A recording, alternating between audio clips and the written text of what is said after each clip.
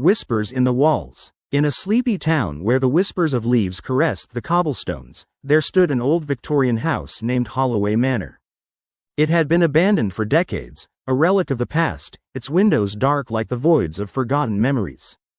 The townspeople spoke in hushed tones about the last occupant, an eccentric woman named Margaret Holloway, rumored to be a brilliant painter descended into madness.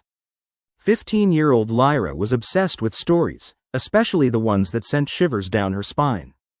One rainy afternoon, intrigued by a rumor about a hidden treasure in Holloway Manor, she joined her friends, Finn and Jody, to explore the decaying relic.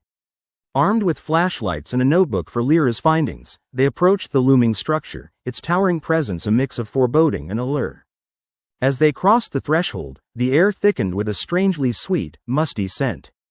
The walls were adorned with faded paintings that twisted the light, shadowy figures that seemed to watch them with beady eyes.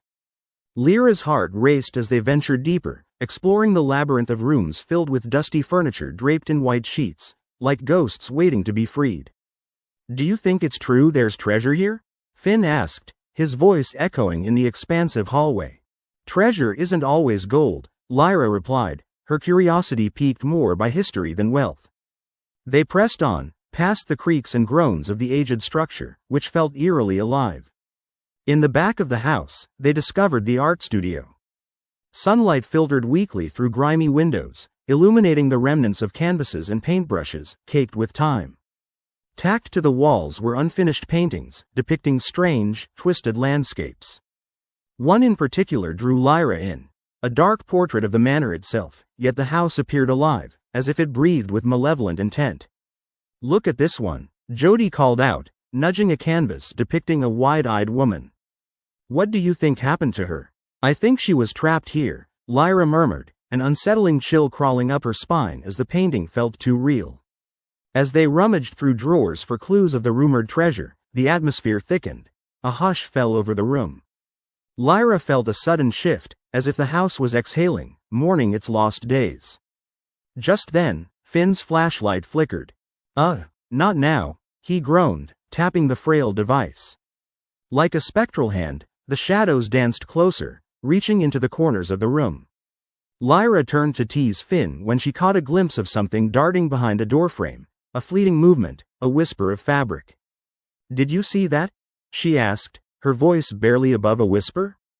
"What?" Finn said, squinting into the dark. "Something moved," she insisted, unease swelling within her. Jody laughed nervously, but Lyra's heart pounded, urging her closer to the door. Ignoring her friend's banter, she approached, her breath hitching. "Hello?" she called, stepping further into the shadowy corridor.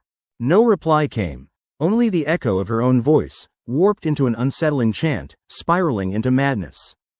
As she peered through the doorway, a wave of warmth washed over her, an aroma of oil paint mixed with perfume.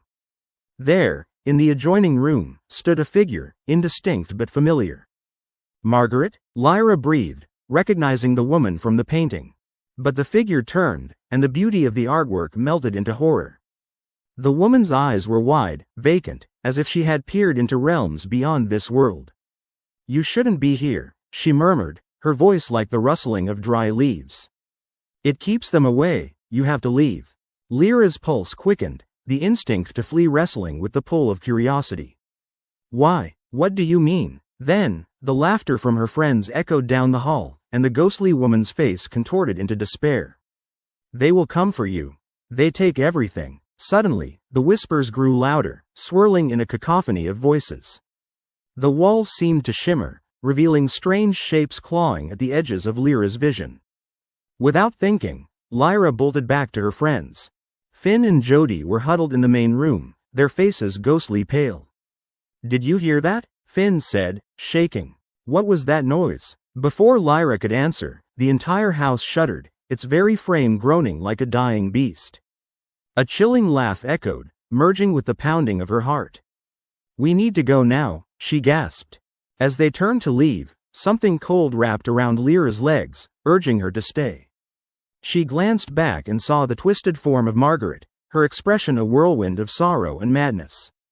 "Help me," the apparition wailed, and in that instant, Lyra's mind flooded with fragmented memories. the sound of laughter, brush on canvas, a world where reality frayed at the edges. Pulled by an unknown force, Lyra stumbled, fighting to break free.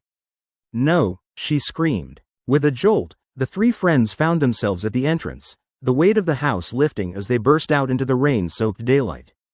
Panting, they ran, never looking back, the echoes of whispers fading into the distance. Weeks passed, the chill of that day lingering like a ghost in Lyra's mind.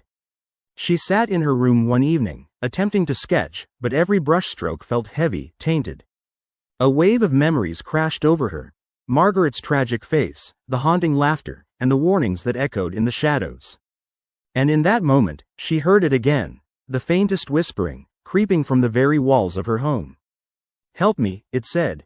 With every flick of her brush, the line between past and present blurred, and she realized, Holloway Manor had never let go.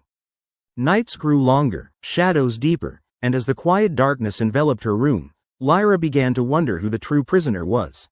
The one who painted, or the one who observed. A shudder passed through her, and her heart raced. Perhaps madness was not a descent into darkness but a simple acceptance of the whispers that chattered in the corners of her own mind. And deep down, she feared she was only the latest artist to be claimed by Holloway Manor.